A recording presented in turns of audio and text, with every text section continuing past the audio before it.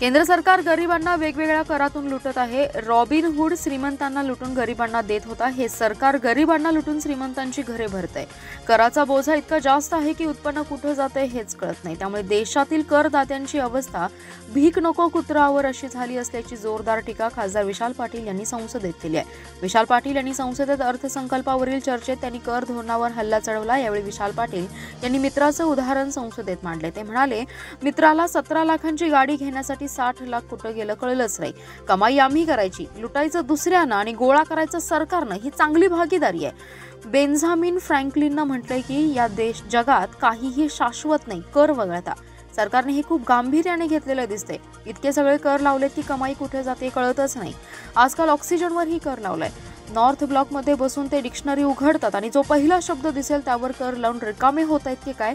एखाद्याला आपली मालमत्ता विकायची आहे, संकट आहे, त्यावेळी सरकारच्या मदतीची गरज असते, पण सरकार या काळात अधिकच कर वसूल करते। उलट अपेक्षा होती ही LTCG कर कमी झाला पाहिजे। अर्थमंत्र्यांना कमी केले, मात्र लाभ कमी केला। भीक नको पण कुत्रावर अशी अवस्था करदात्यांची झाली आहे। महागाई डायन खा रही है, सरकार शैतान बनकर लूट रही है अशी अवस्था आहे। ते म्हणाले, सेस आणि सरचार्ज लावून राज्याचा वाटा चोरलाय, हे षडयंत्र आहे। महाराष्ट्रात प्रचंड कर देतो, आमच्या वाट्याला काय आलं। सामान्य माणसाचा बदला घेणारा हा अर्थसंकल्प असल्याची टीका देखील खासदार विशाल पाटील यांनी संसदेत केली आहे।